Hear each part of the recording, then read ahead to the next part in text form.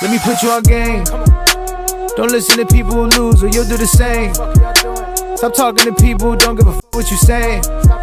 Stop spending your money on weed, go hop on a plane. Stop pointing the finger. Welcome back to another episode of the Pursuit of Wealth podcast. Today we have a very special guest, Sara Hart. Sara is the owner of Generations Salon here in Idaho Falls. She's a very sought after stylist. Is it a hairstylist? Mm-hmm. Is that okay? Yep. The right terminology. And you've trained a lot of talented people in this area. I have. So we kind of want to get into your story, where you started, what got you into running a salon, and kind of the journey that it, being a woman entrepreneur. So you're the first woman entrepreneur that we've had, very cool, aside from my wife. So I'm excited to kind of get your perspective on being a business owner. I'm excited to be here. So where did life start for you, Sara? I was born and raised here. Okay. My parents were born and raised here. Okay. So we moved to Utah when I was a kid, moved back when I came to high school. My parents we moved here because my grandpa was a barber here in Idaho Falls. Okay. My mom was a hairstylist in Utah, and my grandmother was sick. So my mom came here. We brought the family to live here to help her dad in his business as well. Okay. So did he start his own business, your grandpa? Yes, he was a barber in Idaho Falls for 50 years, over 50 years. Okay. Yeah. What did he own? What was the barber shop? Ralston's Barber Shop. For any of you old timers out there that remember Ralston's Barbershop, that's super cool. Yep. Okay. So around 1990, we moved here. My mom got into work with him. So it was Ralston's Barber and Beauty Shop. Okay. And she started working with a lot of his clients' wives. Yeah. And that's kind of how her business started.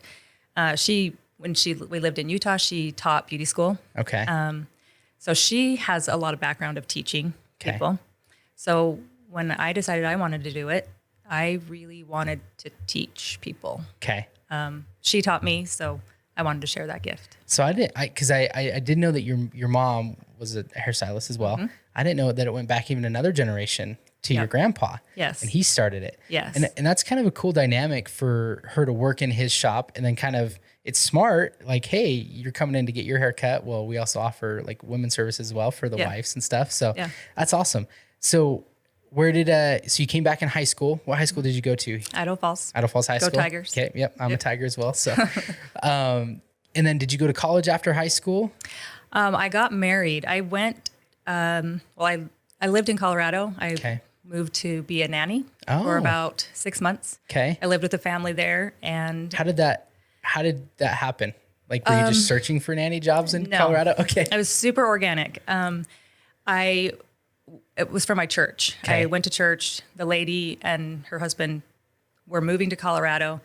They'd lived here. They didn't know what they were going to do for daycare. So I was finishing school. Uh-huh. So I moved there and lived with them in their house for about 6 months. And kind of funny story, they owned a sewing machine store. Okay. And so they gave me my first sewing machine and taught me, like, my grandmother taught me how to sew. My mom taught me how to sew. But then they were the ones who like really pushed me into sewing, which is like almost 100% of what I do these days. Really? I do extensions. Yeah, yeah. So, I mean, that's kind of where I got into sewing. And then I moved back and married my husband. Okay. At 18. So you were there for 6 months in Colorado? Mm-hmm. Okay. So Bree nannied in college as well, and it was like one of her favorite jobs. Uh-huh. But that's kind of scary. You were 18 and you just... I was 17 then. 17 and just decided to move to another state and be a nanny. Uh-huh. That's pretty ambitious. Yeah. I was kind of like, I was dating my husband at the time. Okay. And we really wanted to get married. Yeah. And we were very young. And I think it was a little bit of my parents pushing me to like, go see the world, go see if you really want to get married to this guy. Got it. My mom got married when she was 14. Oh, wow. Okay. Or 15, sorry. She was 15. Yeah. She met my dad when she was 14. She got married when she was 15. And so I think she just didn't want me to go down the same road of like being with that one childhood sweetheart. Yeah. They're very happy that we're together now. Yeah. We're still together after 28 years. So that's awesome. So they were kind of, they push you to go do it. A little bit. Kind of. I mean, it was kind of their idea to like get me to go see the world instead of just like settle down in Idaho Falls and I love that. Be a stay-at-home mom or whatever. I don't know. Yeah, no, I love that because a lot of parents would discourage that. Be like, what are you doing? Yeah. Going to a different state, going to live with people, being a nanny. Yeah. But they were like wanting you to go Yeah. experience that. And I think Yeah. that's super cool because growing up in Idaho Falls, a lot of people never do leave this area or experience anything outside of it. So I think even though you're only there for 6 months and stuff, it was probably a good eye opener to see that there's life outside of Idaho Falls. Definitely. There's different cultures and people act differently. And so When I first got there, I definitely thought like I loved it. I Yeah. loved Colorado. And I thought maybe I'd go to college there. I loved Boulder. yeah. Lots of climbing, mountain climbing. I was big into mountain climbing. Okay. I really thought I wanted to stay there. But I mean, back then we didn't have cell phones. We had to talk on the phone, long distance, a lot of money. Yeah. I spent most of my paycheck on long distance phone calls to my husband Yeah. and clothes. Maybe I think I saved about $300 from all of those paychecks. Really? I think if I remember correctly, I think I made $600 to $800 a month Wow. nannying, like living, like taking care of their kids almost full time. Yeah. Just crazy. I mean, things were different and you could, Very now different. you can't, I mean, you look at daycare and daycare per child is like $900 a month. Yeah. So getting a nanny is way more expensive. Yeah. But that's super cool. So the only time I've been to Boulder is we actually went with a buddy that rock climbs a lot. And so Okay. he like took us a little bit of climbing. It's probably looks a lot different than it did when you were there a while ago. I'm sure. But, it's definitely grown but it was cool. Like I think the area was beautiful. If you're an outdoors person, it was definitely, I could see why people are attracted to that area. But you decided to move back. Did Yep. they just not need you after 6 months or? I just really missed my boyfriend. Yeah. Okay. So that Yep. brought you back to Idaho Falls. It brought me back. We got engaged right away. We got married in April Okay. of the next year. And then we had our first child in September Oh, wow. of that same year. So Okay. How old were you? I was 19 when I Wow. had my first child. Okay. That flipped your world upside down a little bit. Absolutely. What was your plan before you had? I don't think either one of us really had a plan, my Yeah. husband or myself. Okay. I mean, we really didn't. Like, I definitely thought I wanted to do hair. Yeah. I used to slough school a little bit, and my grandpa's barbershop was just right down the road from Idaho Falls High School, so on Okay. Holmes Avenue, right down the road. So I would leave school, go hang out at the barbershop, and I just really wanted to be in that environment. Yeah. I didn't know how soon I would go to school, but it took me 5 years after having my son to go to school. Okay. So we got my husband through his career. He's a police officer, so he went to school to be a cop.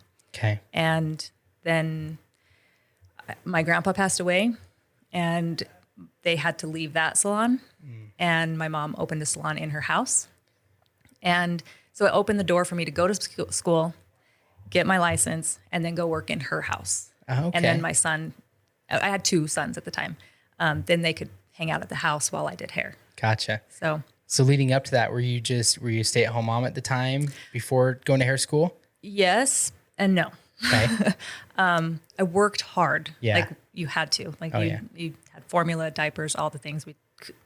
My husband was framing houses before he was a police officer. So I worked Melaleuca month end, Okay. and I got an opportunity to work at the Melaleuca store. Okay. Just like they needed somebody right away. My manager sent me over there, and the person who was in charge of the store there really liked the way I presented myself and customer service. And I was really picky about the way the store looked and the way all the inventory looked. It had to be perfect. And they kind of kept me on there. Anytime they needed some extra help, they called me. And so it was a part-time job, and I worked all the month end at Melaleuca. But then I got a lot of like call-ins. I got to get called in to work. Okay. So, and that paid a little bit more, and it was a lot more fun than working at the call center. Yeah. So, and that's kind of cool that it just shows you that if no matter what you're doing, like if you are good, like you go above and beyond for it, you're good at it, like you're going to get more opportunities within Yes. that. So I love that, like you took that situation, and even though some people would work at a store and just be like, it's not my job, or Yeah. I'm not going to make the things look that way.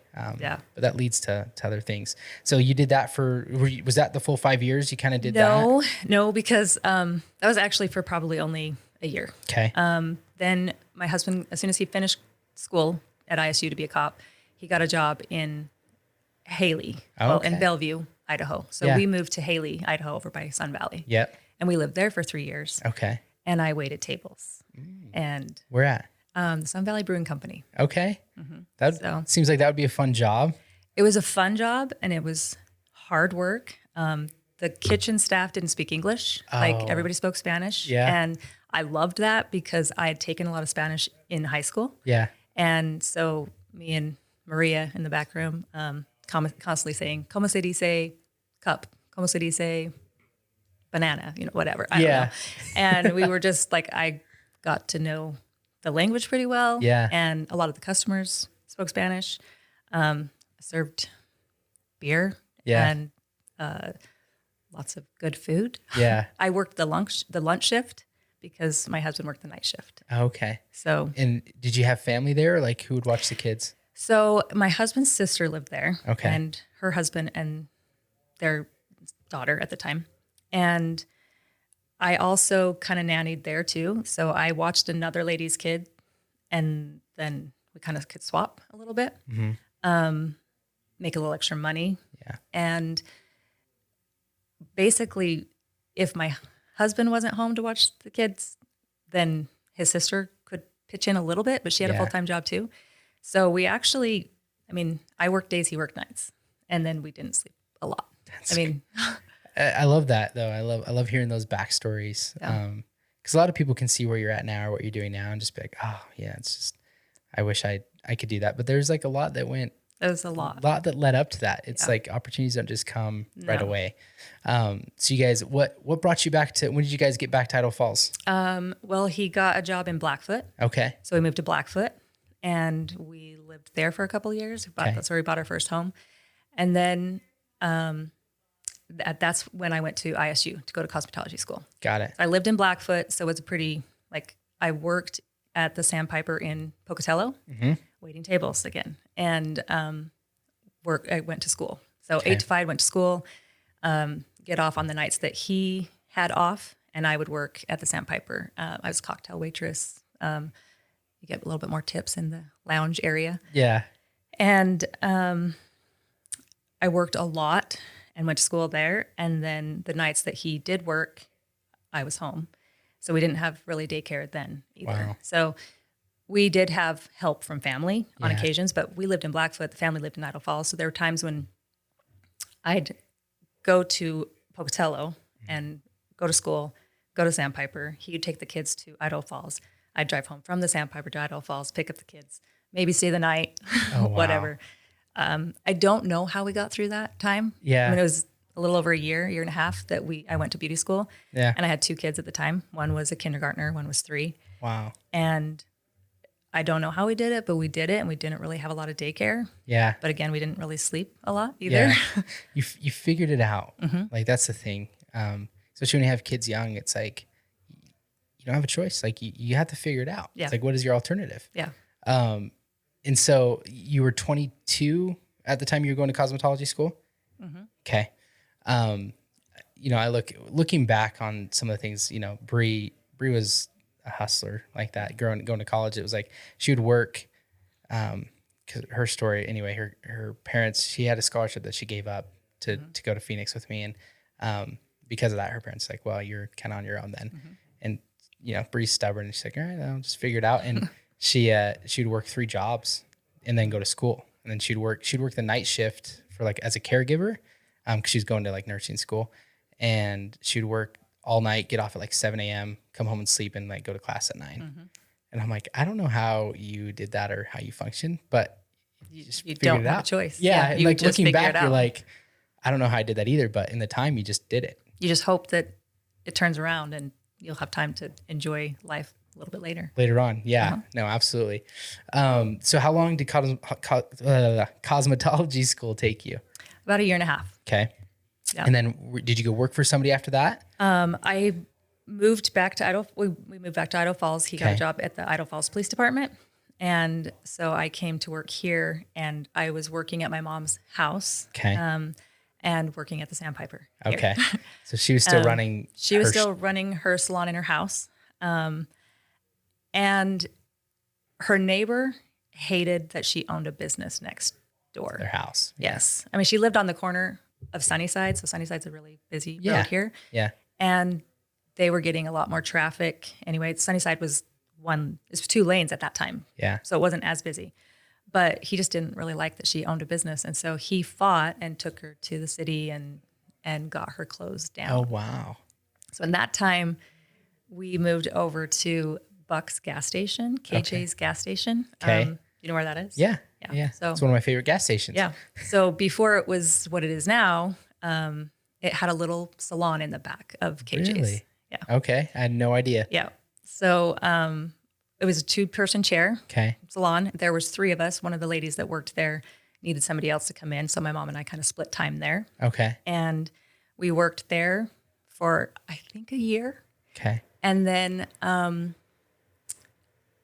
that you would just rent a chair essentially. we were just renting a chair. Okay. Yep. Yeah. So, and then the people who owned Buck's gas station came to us and said, we are tearing this down and we're building a new gas station. And so there will no longer be a place for you to work. So we had to like figure out what are we going to do? Yeah. And I mean, my mom at this point, I think she's probably about my age I am now. Okay. So around 46. And I'm talking to her like, let's open a salon. And she's like, she's used to working with her dad and then herself and then with me. And like, she doesn't want to work with a bunch of ladies and men. Yeah. So I convinced her, and we built at the same time as Michael Tall at that time was building his dentist office. Okay. So he had a dentist office, and then we leased the side next to him. Okay. So we built it out, and we've been there almost 20 years. Wow. That's super cool. Yeah. So did your mom, what was her plan if you hadn't opened the shop? Was she just going to kind of find another place to maybe rent? Probably. Okay. Her plan was to stay in her house and work in her house Until until she got old. Yeah. But that didn't work. And I mean, they turned their garage into a salon. Oh, wow. And then they had to Shut it tear down. it down. Yeah. Wow. But they've moved since then, so they don't even have that space. But we opened up a 9-chair with a nail spot Okay. and a esthetician room, and been there. How was year 1 for you guys? Do you remember that? I do actually. It was tough because I think it was right around 2008, 2007. Like It was things, but also at the time, right when we were building and moving in, that's when they decided to make Sunnyside a 4-lane road. Oh, okay. So that road was closed for about a year. Yeah. Like a lot of detour traffic. So we're right on this busy side of the road, but there's no way to get to us. Oh, Like no way to get to us. The back streets that are there now weren't there. weren't there. So Yeah. it was a lot trickier to get there. Okay. So we kind of opened up that business in a recession with detour. Yeah. It was pretty tough. Hard to get to you. Did you guys have a pretty good book of business before you made that jump? No. Okay. I mean, my mom did. She had Yeah. a great clientele, but I think she worked 4 days a week, and I was building my clientele. Now, when I started at KJ's gas station, it was called American Hair Design. That's what it Okay. was called, the place. Yeah. But when I started there, I got a really good opportunity. So the lady that worked there before me, she moved. Okay. I think she retired. She moved. So she had a recipe book, like, your grandma had the little, not a book, but like the little jars, little cup, Yeah. box, a recipe Yeah. box. And it had her clientele, like their color, perms, whatever. Okay. They were almost all older ladies, Yeah. weekly sets. They came in weekly. And then she had some men client as well, but they were pretty old. Yeah. And so I got her clientele with the ones that I could keep. Yeah. Like I had to keep them. They were handed to me, but then I had to make them Want to stay happy with you. and want to stay with me. Yeah. Yeah. Yeah. So I did a lot of thermal sets Okay. and perms and old lady colors and older men. It helped me a lot. Taught me how to speak to an older generation. Yeah. I mean, that's a tricky situation, For but it's sure. also super interesting. Yeah. So I had that. So they kind of followed me over. Cool. But I was still really building Yeah. the clientele at that time. So, I mean, was that scary for you to go into, because that's a pretty big transition going from renting a one chair at a small salon to building to suit 9 chairs with esthetician and all that, nail services. What led you to that? Like, why did you think that was the route you should go? I guess I didn't think that there was anything else I wanted to do. I don't think I wanted to go to another salon and work in another salon. There weren't salon suites back then. So it was kind of like I either build what I want or I go work for someone else. Yeah. And I mean, I waited tables for a long time. So I worked for people. Yeah. But I love the customer service side of that. And I don't really like being told what to do necessarily. Yep. And being on somebody else's time schedule, I guess. So I think I just did it out of sheer determination to build something. To work for yourself. Yeah. And to have your own time. That's one of Bree's biggest things that she's like, her biggest driver, she always says, is the thought of having to go back to working like a 9 to 5 at, like, she worked at the INL for a little bit. She's like, I hated, having to ask for time off and ask for a lunch or ask for this. She's like, that's what drives her. So that's cool. It's like you had the experience leading up to like being on everybody's time schedule and raising 2 boys, juggling all these jobs where you're probably just like, I want to go start something for myself. And when we opened the salon, I was pregnant with my 3rd. Okay. So I had him in January. We opened the salon in February. Oh, wow. A month later. Yeah. Some might think you're pretty crazy for doing that. So I guess that was 2005. Okay. Yeah. So you've been running the salon for almost 20 years? Okay. Yep. How was your husband with that? Was he supportive of you kind of going off and starting your own thing? Yes. I think he was scared. Yeah. At the time, we didn't have to take out a really big loan to build it out. Yeah. So the dentist that was our landlord, he was friends with my parents. They went to church together. And so we only had to take out maybe $30,000, I think, Okay. For a loan to build it out. And then everything else he put into our lease Got so it. that we could just pay it off through the years. Through the leases. Yeah. Okay. And then I think 10 years into that ish, he sold the business to another dentist. And so we switched landlords and things have changed since then. But I don't think it was, maybe 15,000 for my mom, 15,000 for us at the time. Seemed like a lot, but it was totally doable. Yeah. And then a lease. Like you just have to make sure that you have the people in the space to pay the lease and they'll pay the lease for you. Yeah. So I think he was okay with it. I think he thought we could do it. You had you showed him kind of the business model of what you wanted to do. How long did it take you to get the chairs essentially leased up? I think we started with like 7 people. Oh, wow. About, yeah. Okay. We had, I think most of them filled. Okay. And we've pretty much had them filled at least enough to pay our lease ever since. Wow. Like there's definitely times where we have a surplus. Yeah. And then there's times where we have a lot less. Yeah. But for the most part, it's stayed pretty solid. Pretty solid. So you were talking to people prior to even getting it finished to bring them in and get that off. Yeah. Yeah. Okay. That's smart. I was doing interviews in my kitchen, meeting with people. I'm sure we put an ad in the paper. Yeah. There's no Instagram, there's no social media. Yeah. We made this really big wooden sign, like huge wooden sign, and we painted it and it said stylist needed or something like that. Yeah. With the phone number. It looked absolutely awful. We set it up there and we got a few people from that. Really? Yeah. So just getting creative, because that's another thing in any business, you grow through people. And that's like one of the hardest things that a lot of people don't realize is when you're growing a business, like you've got to go out and hire or recruit hairstylists, to make sure that you can make it by. Yeah. So that's cool that you were putting in that work leading up to it, and basically you've stayed busy ever since. What was the vision with it? Because I know you said you wanted to teach. Is that kind of so do you bring in new hairstylists and you kind of teach them? And Yeah. Okay. I don't, it happened pretty organically also, like maybe in year 2, I think. My first assistant, she was a girl that I had been doing her hair since she was young. Okay.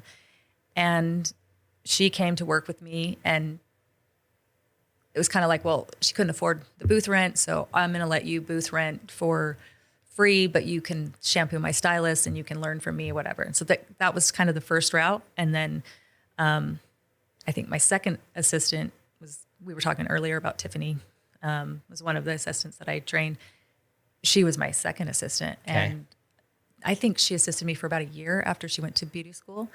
And then she ended up going and teaching at Austin Cade and also working at my salon.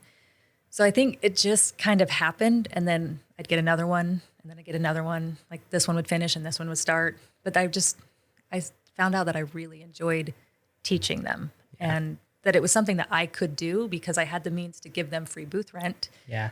And in return, I'm going to tell them everything I know and teach them and build them and help them grow. Yeah. Just so cool. I love that you're like, a lot of people look at that as they want to keep all their secrets, because they want to be the number one hairstylist. Yeah. And they don't want to share everything they've learned over the 20 plus years of doing it with somebody that's new.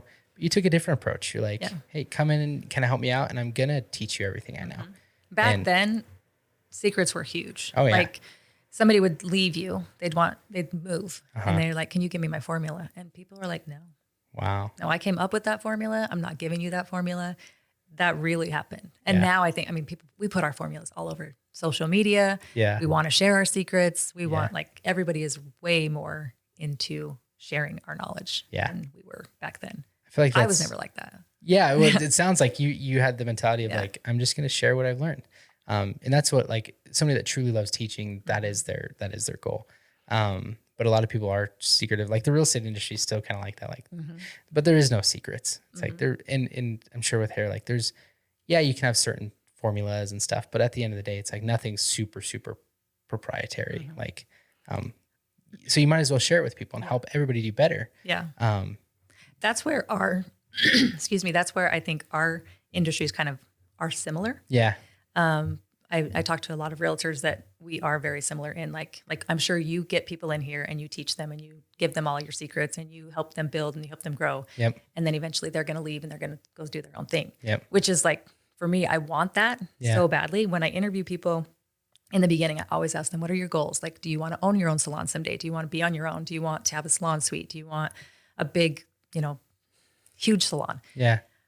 If they tell me yes, then I'm like, great. I'm going to help you get there. I'm going to help you get excited about I'll tell you what I know in business. I'll give you all my secrets. You just have to ask. Yeah. But then there's always that weird disconnect when they do leave.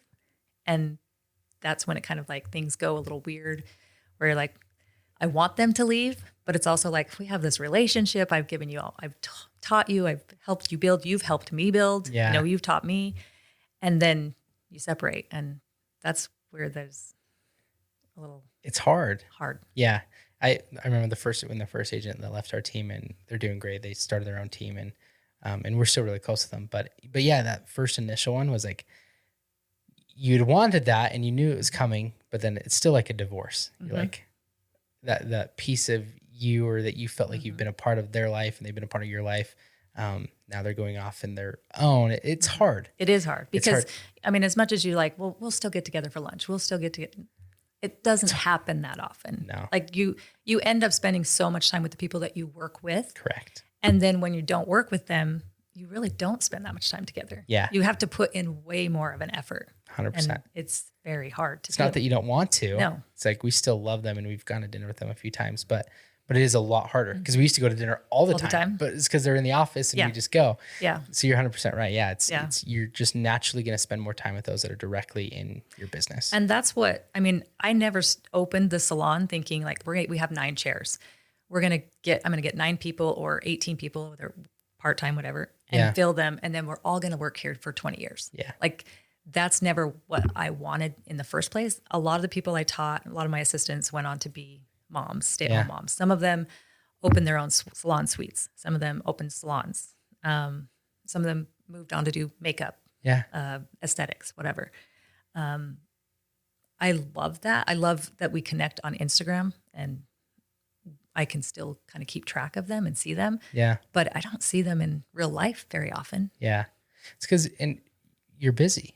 Like majority of your time is probably spent at work or at home with your family and kids.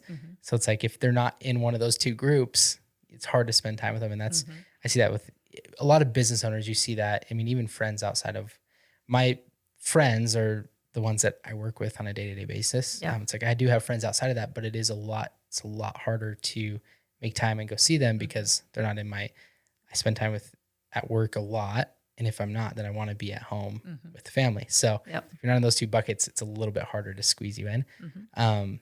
But like, so you've never had a scarcity mindset. You've kind of had an abundance mindset because you weren't trying to limit your stylists on what you've taught them or scared of them leaving. I see that in real estate a lot with a lot of teams. They try to limit what they can do. Like you can only work with buyers, you can only work with sellers, you can only do this or that because they're scared of them leaving. And they're like, well, if we don't teach them everything, then they won't leave because they'll need us. We still have a crutch. Yeah. And we've never been that way. We're just like, kind of like in my industry, we have a non-compete. Right? Yeah. A lot of people have a non-compete. yeah, I never had a non-compete. I don't want, like, if you don't want to work with me, then go find something that you want to do. 100%. Like, I do not want to hold you to working with me. And I think a non-compete is a scarcity mindset. It's somebody saying, I've got this stylist. They're great. I mean, I've had some amazing stylists in my salon. Yeah. Like they do amazing things. They're big names here. yeah, And I want them at my salon, but when they only want to be at a salon like that for so long, and then they want to go do bigger and better things. I don't want to hold them to working in my space. yeah, Why would I want them to stay with me working in my space when I wouldn't want that? Yeah. I'd want to go do something bigger and better for myself. I want to go work for myself. yeah. So I want that for them too. And that builds, like, it'd build animosity. Like if you're holding them back from doing what they truly want to do, rather than helping support them to go do bigger and better things. And it's like, if you know that you're good at what you do and you're going to always have business coming in and there's always going to be new hairstylists coming in. I'm going to find somebody else. Yeah. It's like when you have that confidence of you're at peace with knowing that your goal is to bring people in, teach them what you know, train them up, and hopefully they can graduate and go do their own thing. Our motto is like, our goal is we always just want to leave people better than we found them. Absolutely. And it's like if they feel like they learned something, they had a light bulb moment, and they want to go do their own thing, but they're better off now than when they first came to us. Yep. That gives us joy. Yeah, I think that's absolutely. That's what we're truly after. Like, I love my victories. Like, obviously I love a transformation. I love something that when I've done something that's like, wow, that's amazing. Yeah. But when somebody that I've taught does something that big, I'm like, that's like bigger. Yeah. It's like, I helped that person get there. Yeah. I mean, some of my best assistants have been people that have come in out of school and been so scared, like scared of their own shadow. They don't want to do hair. They're like, I'm going to try it.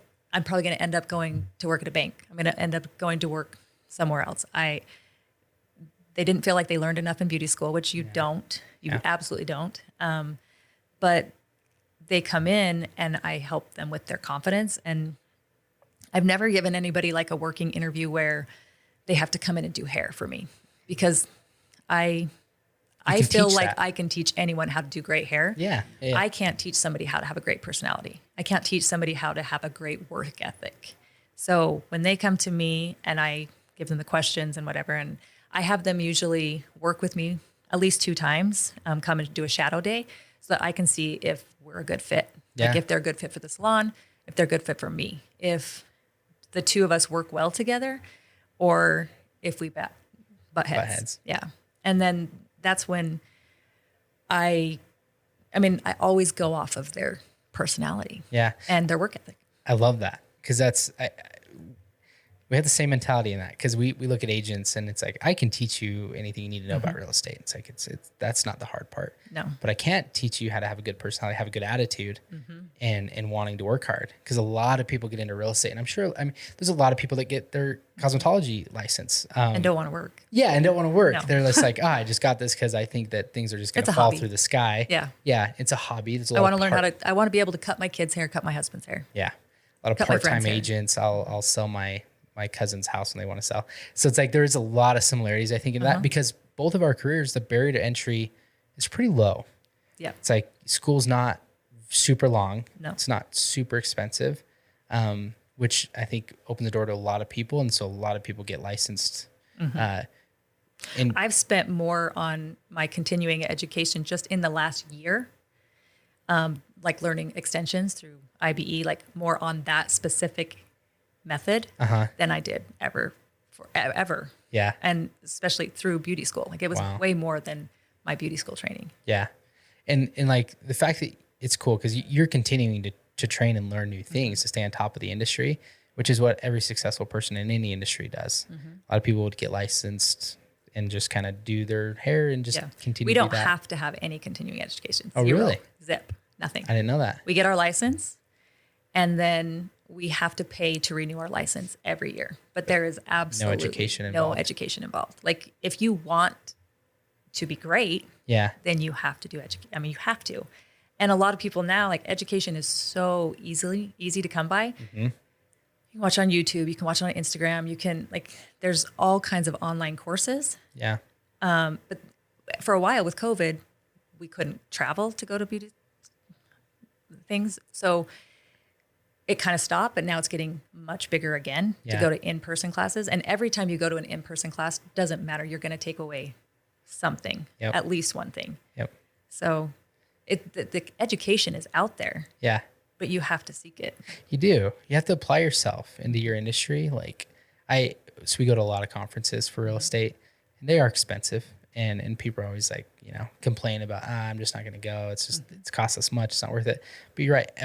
My goal is I just want to take away something from every conference. And I always do. Yeah. Because I'm learning from other agents that are running their business in a different area. And they're like, we have our strong suits, but maybe they're doing something a little bit different that I can take away. And I think it's the same with hair. It's like if they're styling it a little bit different or doing this thing that you can learn and take that into your business, like that's so beneficial. It's totally worth spending the time to do it. Yeah. And it's worth spending the money. Yeah. You'll make the money back. 100%. If you want to. Yeah. I mean, you have to really, really want to. Yeah. Because my industry, when I was thinking about going into my industry, my number was, I think I'm probably going to make about $20,000 a year. And I mean, you can still come into this industry and make $20,000 a year. Yeah. But you can easily make six figures. You can easily make a lot more. Yeah. I mean, you have to have the customer service. You have to treat people really well. And you have to work hard. Yeah. I look at even your backgrounds when I talk to agents or, people that are getting licensed and getting their background. The most successful people typically, because it's a relationship business and similar to yours, it's kind of a relationship business.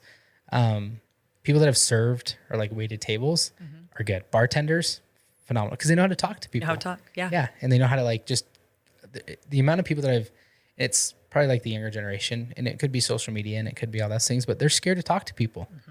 They don't answer their phones. Yeah, they don't want to. They want to text. Why is somebody calling me? This can be done over a text. And then they wait and then they text that person. Yep. And I mean, we get call-ins to our salon. Yeah. And we have a really beautiful website.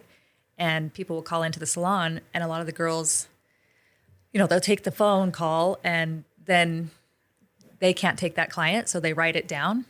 And then they send it out to our group chat, who wants to take this client. And then those girls will text that person. Yeah. And I'm like, that person called. So why don't you call that person? Because I mean, they're probably not of the generation of finding you on Instagram and messaging you through Instagram. Those are going to come differently than the ones that call. And I'm sure that, you guys probably do get a lot of business now through social media and Instagram. A lot. Which we're starting to see a lot in real estate as well.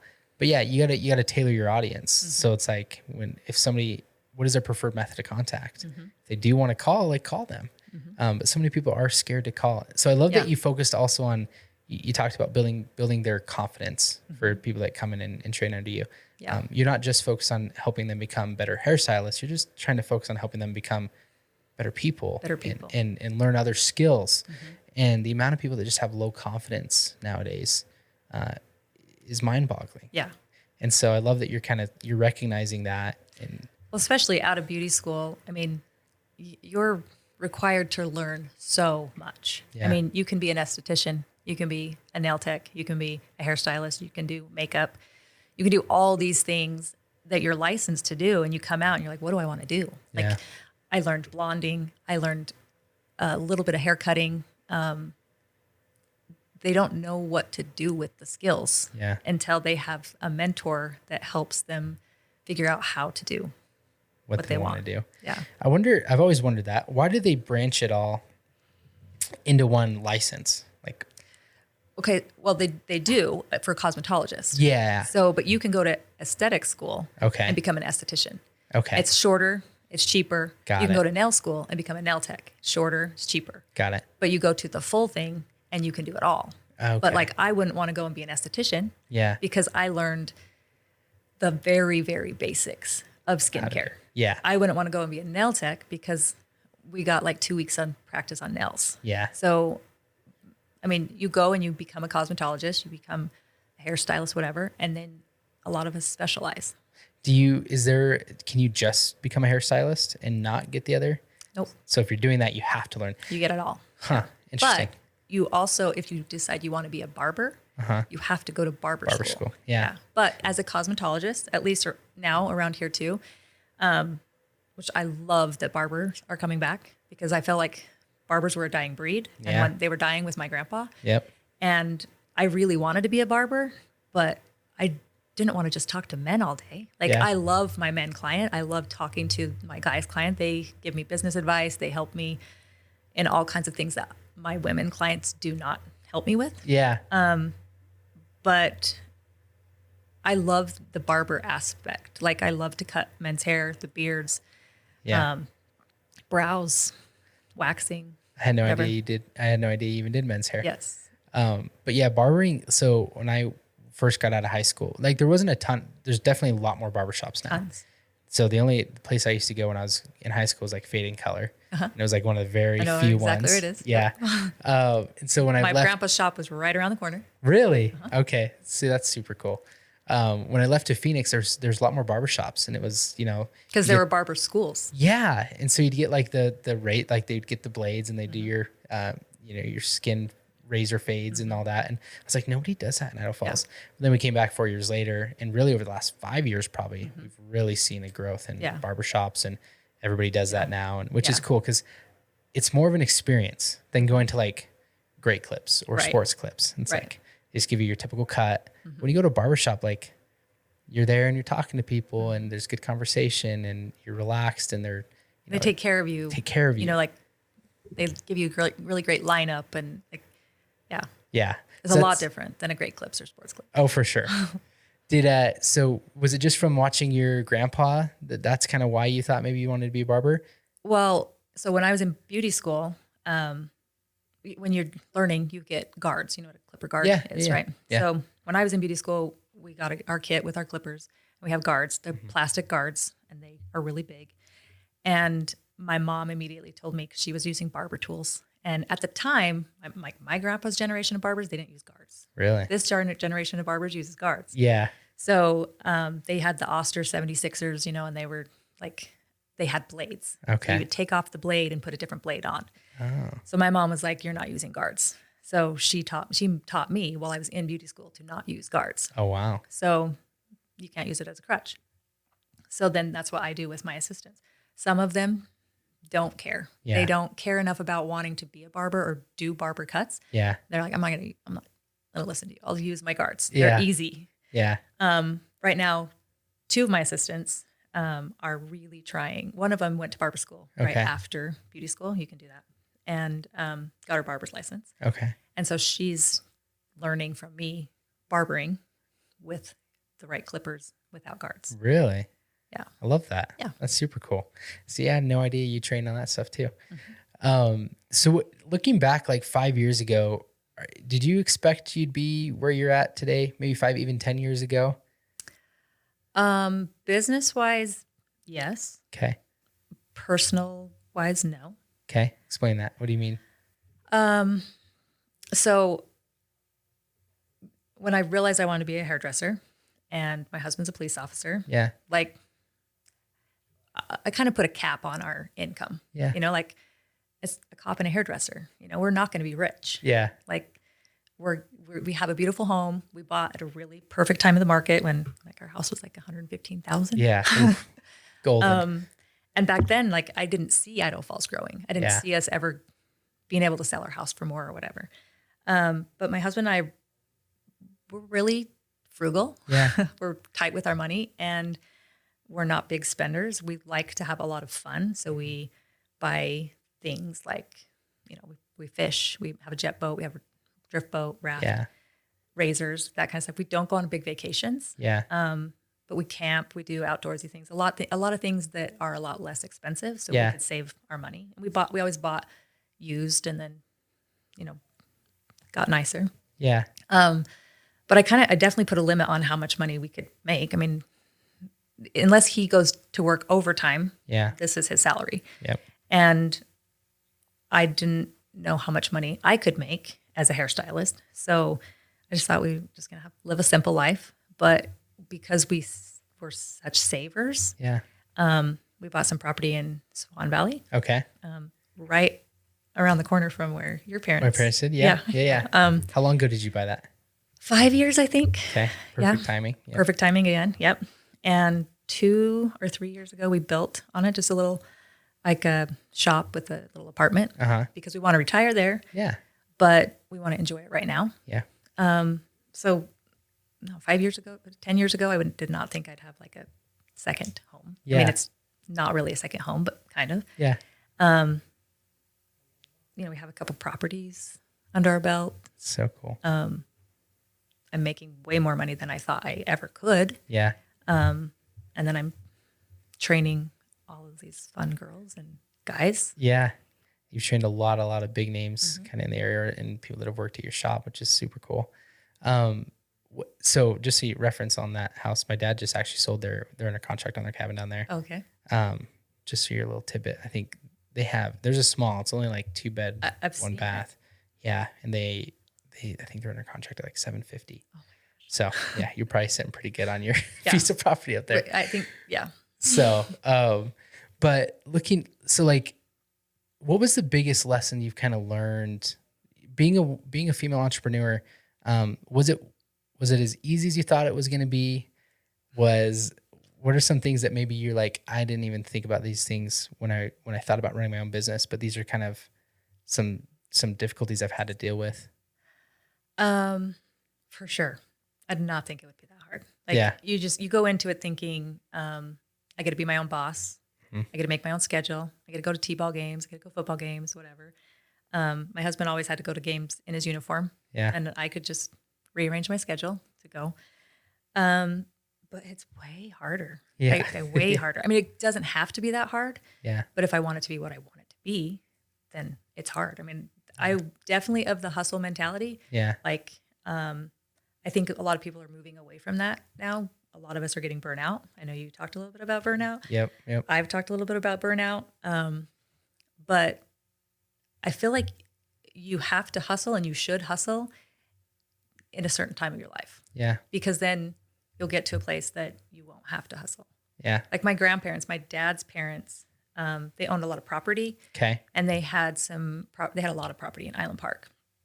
And when I was a kid, like I remember 12, during the summers, I could come up and visit them. And like, I didn't remember my grandparents working. Yeah. Like, I don't know exactly what they did. It was like, they're like retired. They're older, but they're like retired. Yeah. I think a lot of people now don't retire. Like they work forever. Yeah. And when I was young, I was like, I want to retire. I want to maybe work through the winters and then not work in the summers. Or, you know, like you've talked about having a place in Arizona, and I would want to have some place to go that I didn't have to work 12 months a year. Yeah. So that's kind of been my driving force, to work really hard now. Yeah. So I don't have to work that hard then. My mom's 66. She just turned 66. Wow. And she still works behind the chair 4 days a week. Yeah. Well, cost of living and everything has gone up so dramatically that a lot of people don't think that far ahead. In this podcast is like the pursuit of wealth, because I want people to start thinking about building their wealth and how are you going to retire? Because I promise, like, Social Security isn't going to be enough to retire most people. And so you really got to take the time, especially when you're younger, to think about, where do I want to be in the next 30 years? And a lot of people I have a business mentor that once said, people spend more time planning a vacation than they do planning their wealth for their life. And like one single vacation, they spend more time, planning one single vacation than the rest of their life. And that like hit me hard because a lot of people, especially people my age, aren't thinking ahead. They're just thinking to the next day, the next week. But if you can start thinking in 5 years and decades, that's when you're going to get so much farther and ahead. Start saving so much sooner than you think. Yeah. Like don't wait till you're 40 to start saving money. Yeah. Get a financial planner. Like I know nothing about finance. My husband doesn't know much about finance. Yeah. So we don't do our own finance, like our own financial planning. Yeah. We have a financial planner that helps us. Yep. She helps us know when to sell, when to buy, whatever.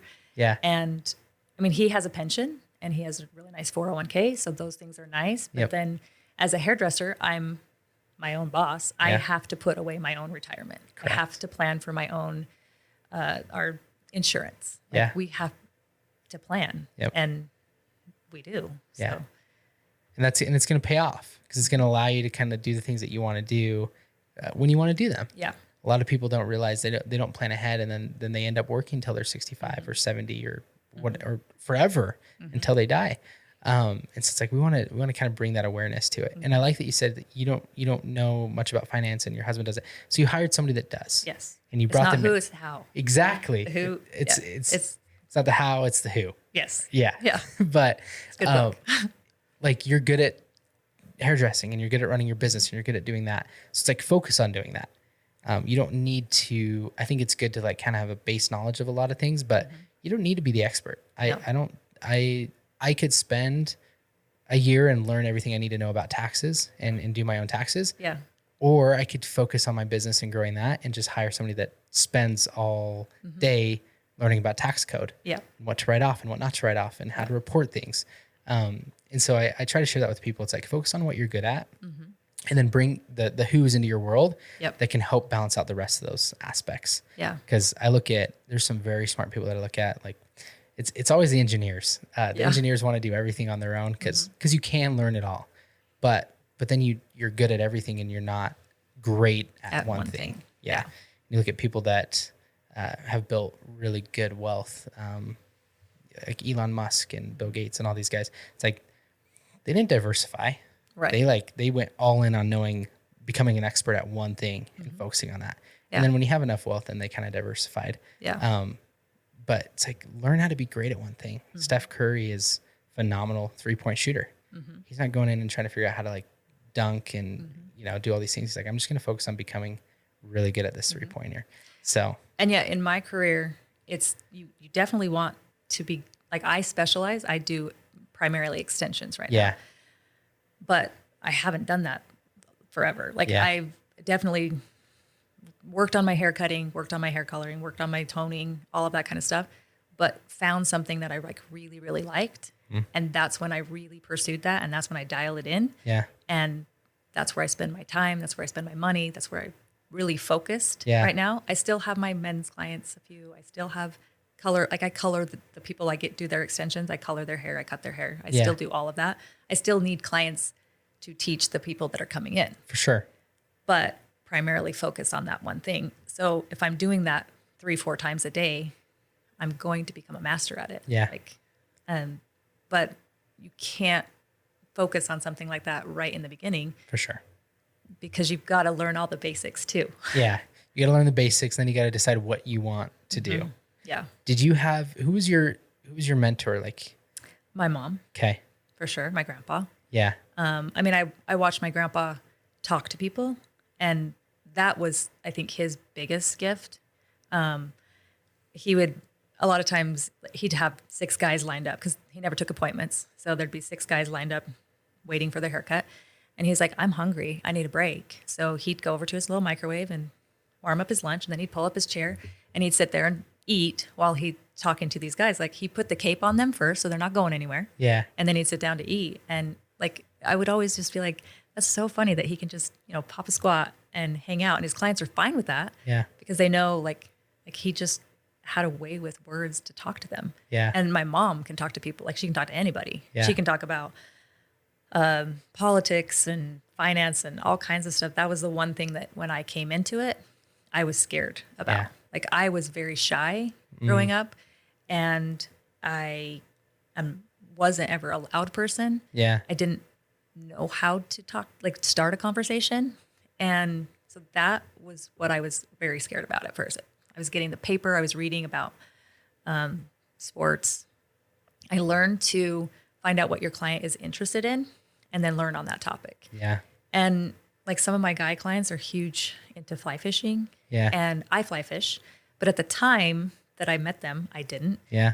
And so I was like, well, this client knows how to fly fish. So I want to talk to him about fly fishing. Yeah. So I'm asking my husband, like, why would I use this fly? Why would I use that fly? And then I'd watch YouTube videos to find out a few things. And then I'd throw that in to our conversation. And they're like, oh, you know this. Sometimes I didn't. Sometimes I didn't know what I was talking about. Yeah. But I still acted like I knew what they were talking about. And they came back because I'm not their typical hairdresser that's like, so what do you do for a living? What are your kids like? Like I found out what they were interested in. And then I talked about that. I love that. No, I like that is, there's so much gold in that. Yeah. I think with any industry, going like beyond just a surface level of what the expectation was for you as a hairdresser to have this normal conversation is like, well, how do I make this experience different for the client? Because ultimately, like when you're starting out, how are you differentiating yourself from other hairdressers? It's like, if I want these clients to come back, I need to learn about what they're interested in. Yeah. That's on it's very much a relationship business. Yep. I mean, obviously I do hair. I make your hair look good. Yeah. Make your hair look great. Yeah. But a lot of my clients, I mean, for sure, my men's clients don't come to me because I make their hair look good. Like their wives might want them to come to me because I make their hair look good, or I give them, an ear wax or eyebrow wax, whatever. But they come to me because it's easy to talk to and we can have a good conversation. Like I learn about people's families. Yeah. So one of the things I teach my girls when they come in, and guys, is we have a recipe book, and I just say jot down a few things about them. So, I say Anthony, wife's name is Bree, wants to move to Arizona, lived in Arizona, whatever, played soccer. Yeah. Like just a few things about that person that you find out in that conversation. So then the next time they come in, you're like, so have you been playing soccer? Like, what have you been up to? And they're like, how does she remember that I'm a soccer player? Like whatever, to just like connect with that person. Yep. Because if you forget everything that you had that conversation, that first conversation, and then they come in again and you're asking the same questions, they're going to remember. Yeah. People don't like that. Like I have nephews and my kids hate getting a haircut from someone else. Yeah. My nephews hate getting a haircut from someone else because they ask the same questions. And it's great, but for that first initial, but then write down some key points so that the next time they come in, you don't have to ask them the same questions. Yeah. I mean, your doctor says that. You go into the doctor and they've read your chart. Yeah. They know that you had this happen and this happen and this happen. They're going to talk to you about that. Yep. Why aren't you doing the same thing? Yeah. And just like you've talked on your other podcasts about relationships, and like obviously you have clientele. You don't just have people coming in and looking for a specific house. You have somebody that you impressed, and that person now wants to buy a bigger and better home. Yep. And the more people that you can find like that, the way better your business will be. Yeah. Don't wait for somebody to walk in the door or call in. Like get referrals. Yeah. And there's so much gold, like for any industry, using that idea of like learning about the person. Cause I think of any good experience that I've ever had, going to a 5-star restaurant or going to a super nice hotel, when they like recognize you, and like we went to this 5-star restaurant and it was my birthday. And so they gave me like this little birthday card and they remembered. And then it's like, we go back and they remember those things. Mm-hmm. That makes you feel so special. So when you go to a hairdresser and they remember that I was playing sports and that I went on this trip, and they can ask those questions, and it's not just a surface level conversation. Mm-hmm. Of course I'm going to want to go back there because I felt good. They made me feel special. Yeah. You weren't just a number. You weren't just Anthony's 2:00. Correct. Yeah. Just the 2:00 appointment today. Yeah. I think there's so much, and I'm going to share that with my agents. Cause like, that's something that they should be doing with all their clients. Mm-hmm. It's like we have a CRM where we, put notes into a file for clients. It's like, we encourage them to do this, but the value in that of being able to go and like talk about their kids and all that stuff. It's in the long run, it's a long game. It's like, but doing that little thing, taking the time to do that little thing is going to help you build a successful business over 10 years. Absolutely. So, but you got to have the long-term vision in mind of I'm doing this and I'm spending the time to do this because it's going to help me build my long-term clientele for my business.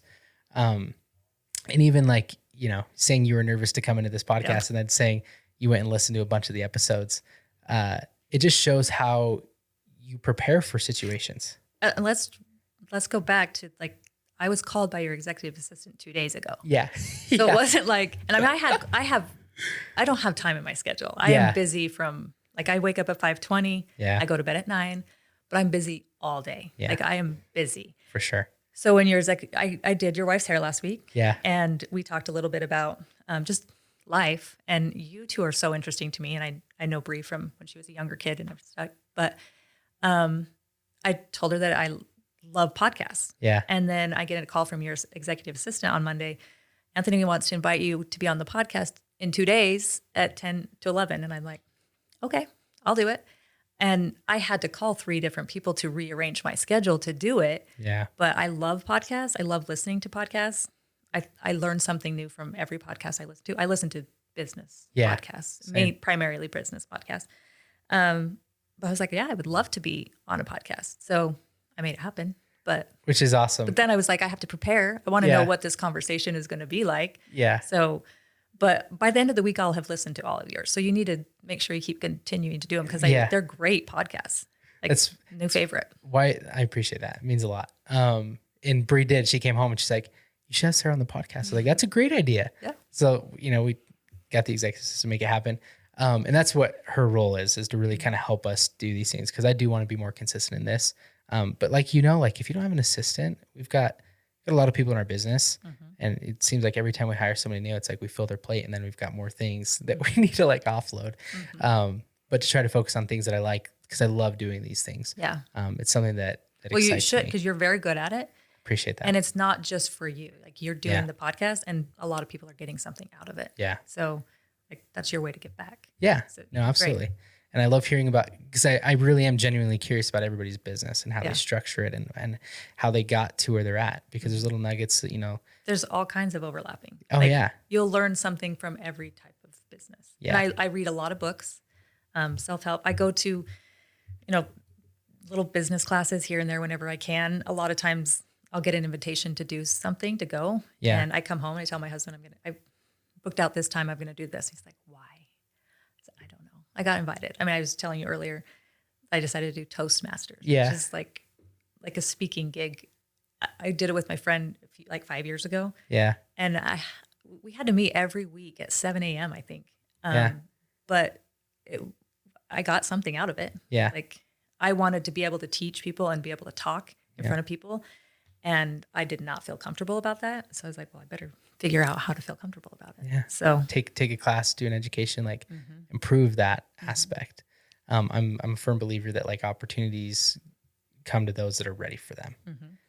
So if you're not constantly bettering yourself, improving your skills, you're not going to get the same opportunities. A lot of people think that it's, you know, luck or like, they just got this opportunity, but they're like, well, they were prepared for that opportunity. Yeah. Because it wouldn't have come to them if they weren't prepared. Right. So the fact that you're continuing to better yourself and doing that, it's so important when you're an entrepreneur, to continue to grow your business. I've never had to put out an ad that I was looking for somebody to work at our salon. I've never had to put it on an ad or whatever to have an assistant.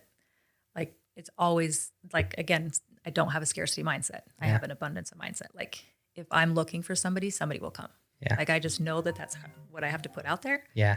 And it'll happen. And it has every single time. Yeah. Which is so cool. And I now hearing the backstory too, I really appreciate you making the time to squeeze us in on such a late notice. No problem. It was great. So what, if there's something that you'd want to share with, well, I want to touch on 2 things before we kind of wrap it up. First off, how was it? Cause I'm sure there's women that listen to this podcast that want to be entrepreneurs, that want to start their own business. How was it for you juggling being a mother and starting a business, while your husband also has a full-time job?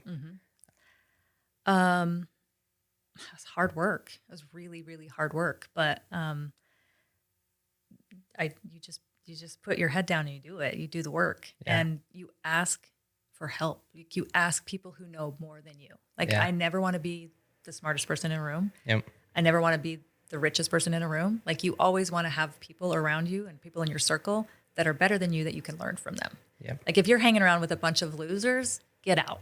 Yeah. Like you're going to be a loser. Yeah. 100%. So hang out with a bunch of winners, you'll become a winner. Yeah. So and ask questions. I mean, I'm like learning more about you. I'm like, I need to sit down with Anthony and like pick his brain about some other things. Like, like if you have a question about something, find out somebody who is an expert at that. Yep. And ask them, like people ask me all the time, like, can we go grab coffee? We go grab lunch and I can pick your brain.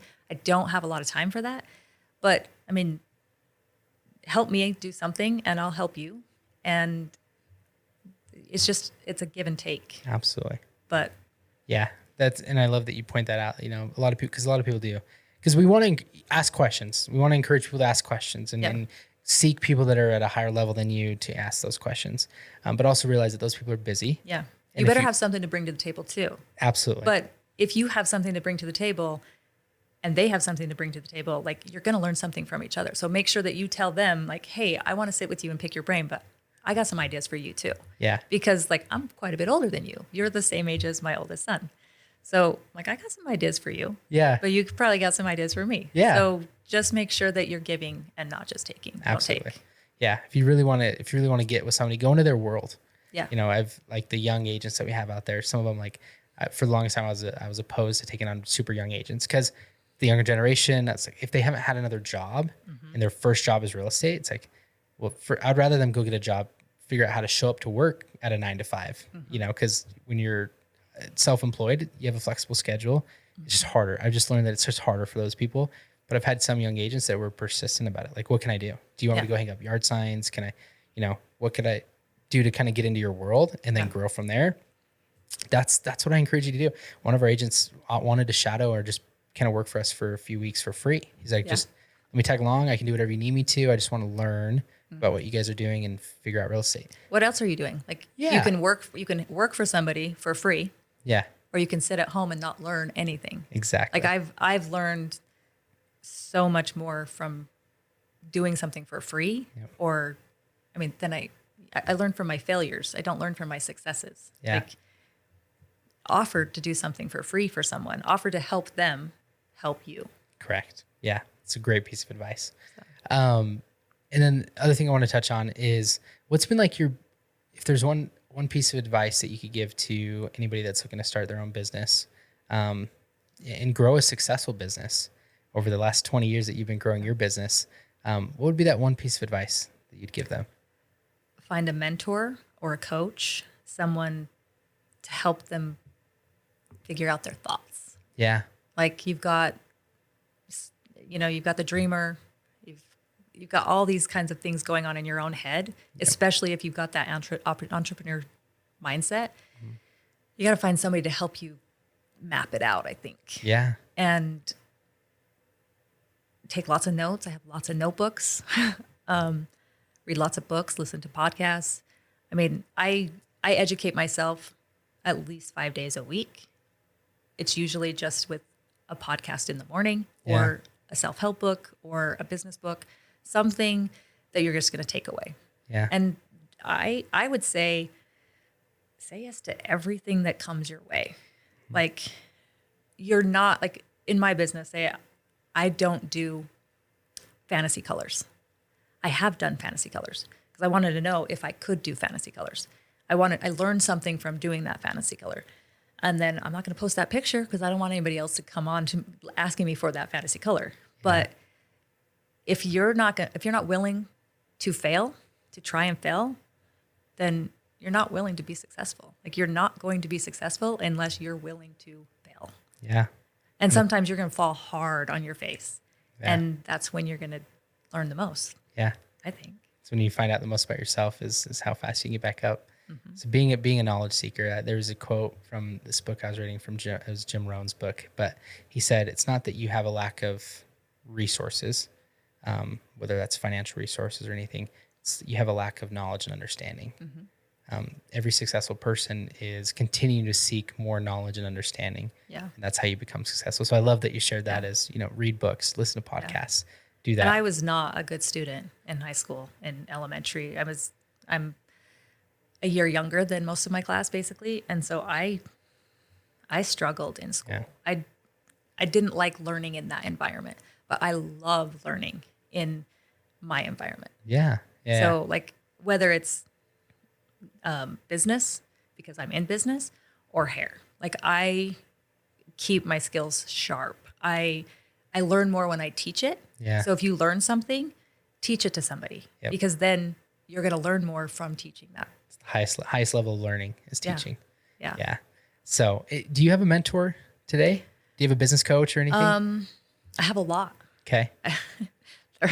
They don't know it. Yeah. Like they don't know who they are because Yeah. in my life, because I listen to, like, one of my favorite podcasters is Britt Siva. Okay. She's a beauty business podcaster. Jody Brown, also the same thing. Like I have all these beauty business podcasts that I listen to, and you find one and then you hear an episode and that person clicks with you and then you follow that person. Yep. And so there's this whole realm of them. But then I also have podcasts like Lewis Howes. Like I love Lewis Howes. School greatness.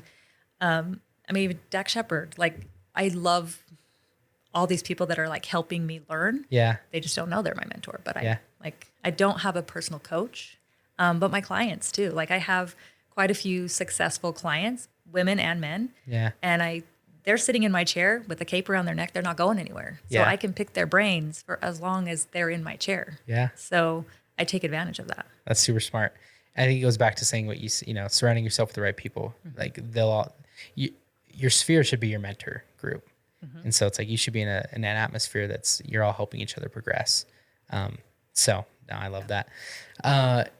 Any last thoughts you want to share before we kind of wrap this up? I don't think so. That's Okay. a good conversation. It was good. I'm really glad you came on. I think there's a lot of golden nuggets in there for people that are looking to start their own business. And really for sharing your story. I think that's, I think people are going to be able to take a lot of takeaways from that, from when you were young, hustling, working, 2-3 jobs, juggling being a mother, and then, trying to go to school and do all this. It's your current situation doesn't always have to be your forever situation. No. And my current situation was not my previous situation. Like I have a lot of girls and guys that come in as my assistant. Yeah. And they're looking at, like, I have Saturday, Sunday, and Monday off. I go and play. We go to Swan Valley. We go razor riding. We do, like, I go and play. Yeah. I work hard so I can play hard. Yep. And I have a lot of time to spend with my husband. I have a lot of time to spend with my friends. Yeah. But I didn't have that when I was working to get here. Yeah. So you're going to have to sacrifice. There's no question about it. Yep. It's just, how long do you want to sacrifice, and for what? Yeah. Like, what do you want out of life? So figure out what you want, at least some of the things you want out of life, and then work hard to get there. Yeah. And then you don't have to work so hard. I mean, I still work hard. Yeah. I work very hard, but I don't work Saturdays. Like I worked Saturdays until like 3 years ago. Yeah. I take a 3-day weekend. My husband gets a 3-4 day weekend. So I want a 3-day weekend. But like I said, we didn't really have daycare. Yeah. We didn't sleep. So I'm living a different life now than I was back then. So my client, or my girls that come in, and guys that see my life and they think it's awesome, whatever, that I get to spend that time and I don't have to work those hours. Yeah. Like that's not what you get to do. Like you have to work the hours to get to a place, unless you just want to coast, and that's fine too. Because that's one thing that that was hard for me, is to realize that not everybody has my mentality. Yeah. Not everybody wants to make more money so that they can live more. Like some people just want to make enough money to buy shoes and, have groceries. Yep. Not everybody is out there to make, like my husband, he goes to work 6 to 6:30 and he's off. Yep. Like he doesn't want to be a cop anymore. He doesn't want to work overtime. Like I don't shut off the same. Like we're very, very different that way. He's not an entrepreneur. Like I hope my kids will be. Yeah. I mean, it's a pretty cool life. How I think. How has that dynamic been? So like for me and Bree going, because obviously we're both kind of in the business, we go home and it's like, we talk about business a lot. Is it hard to go home and do you have to shut it off? Does he want you to shut it off? I know that I've talked to some spouses where one of them is an entrepreneur and like one's not. And there is a hard dynamic because you're right. Like when you're an entrepreneur, you're running your own business, you don't get to go home and say like, hey, we're clocked out for the day. It's like, you might be done with your haircuts and your appointments, but you got other business things to worry about. Marketing and lease stuff and whatever else comes with that business that you're like, is always on the back of your mind. How's that dynamic been with you and your husband? Is it? We don't really talk about work, either of us. Like, I don't want to know about his job. Like, I want to pretend that the world is made up of sunshine and rainbows and butterflies. Yeah. Like, he sees horrible things, and I don't want to know about them. Yep. So he doesn't share a lot with me about his job, and he doesn't want to hear about the drama that's going on in the salon or the non-drama that's going on about the salon. He doesn't. Like, there's days that I come home and I have to vent a little bit about like why this person's hair didn't turn out, or why, oh my gosh, I got to show you this great transformation I did. Yeah. But for the most part, I mean, we don't really talk a lot about business. We have a lot of other topics that we want to talk about. When we get together with my parents, like we just went camping last weekend for my mom's birthday. My mom and I start talking about the salon, and he's like, oh, do we have to talk about the salon? Like, let's talk about something else. And so we're like, okay. And then when he went to bed, that's when my mom and I hung out and talked about the salon. Like, we don't really talk a lot about business, but we have so many other things that we which is good. It's probably healthy. Instead of you coming, it's just a hard dynamic sometimes to figure out is like, when do you, as an entrepreneur, like when do you shut it off? Cause it's something that I have a hard time doing. Yeah. Shutting it off. When I go through spurts where, like when I have a new assistant, I'm on the phone a lot more with that new assistant, or, we're texting back and forth, or we're calling back and forth. When they get to a point where like they don't need me so much, then he has more of my full attention. Yeah. But there's times when, like, sometimes I have two assistants. Like right now I have two assistants, and those are the times when he's like, oh, pulling his hair out. Like, this is a lot. Like it's the thing I love the most about my job. And it's the best thing about my job is teaching these girls. Yeah.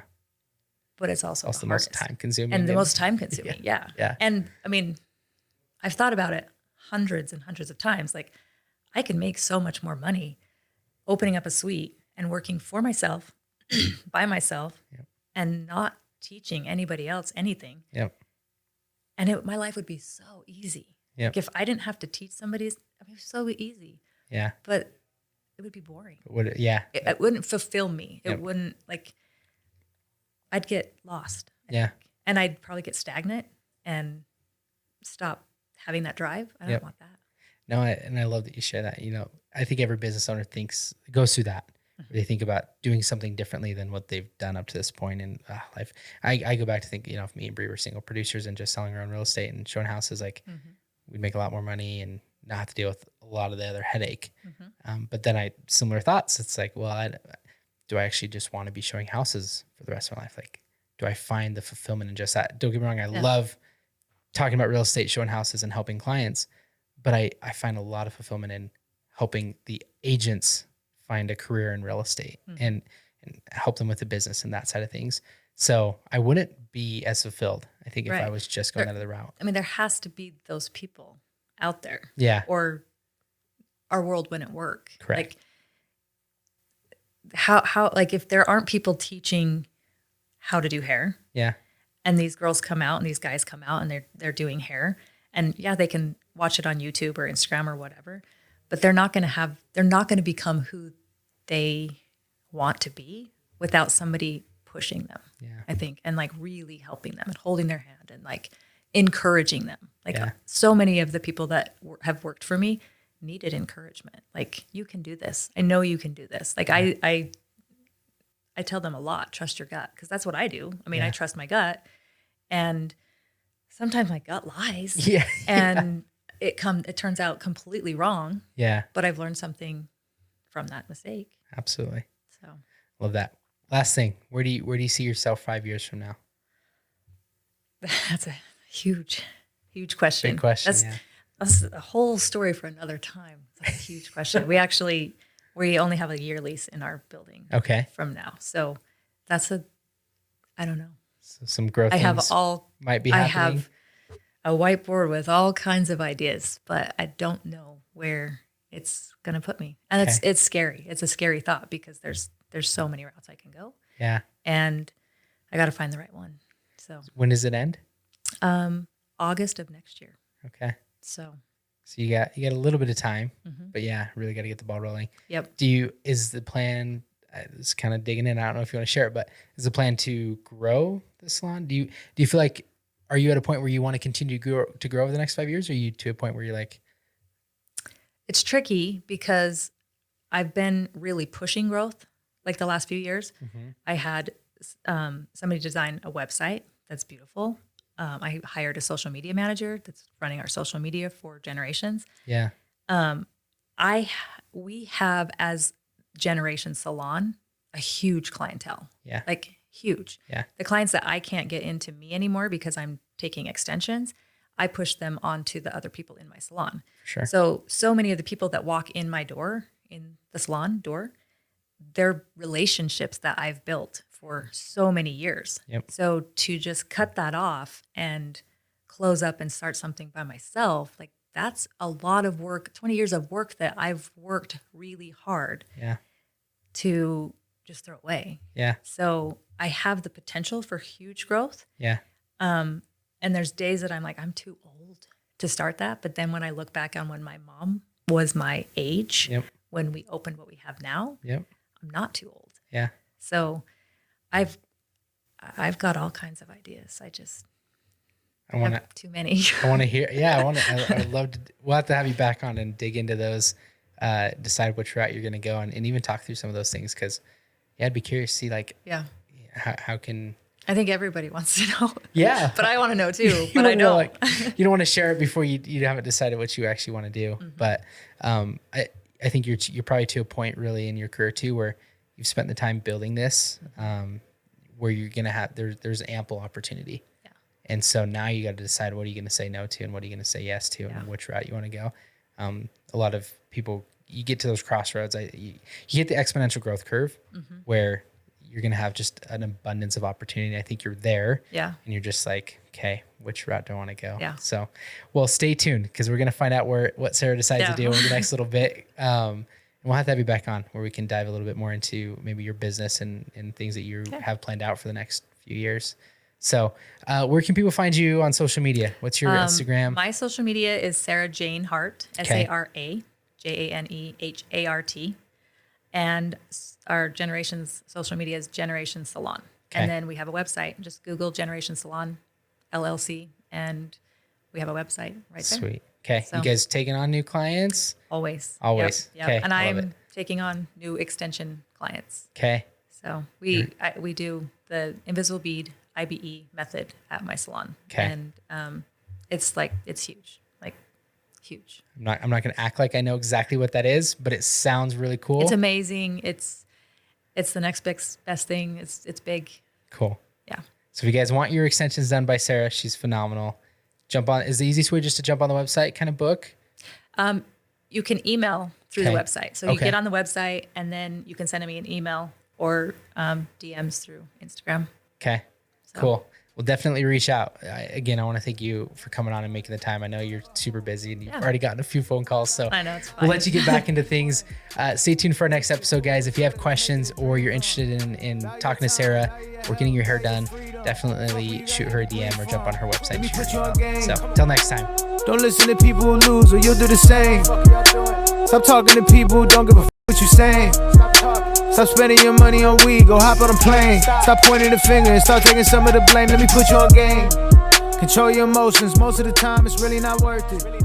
Don't be ashamed and beat yourself up for not being perfect.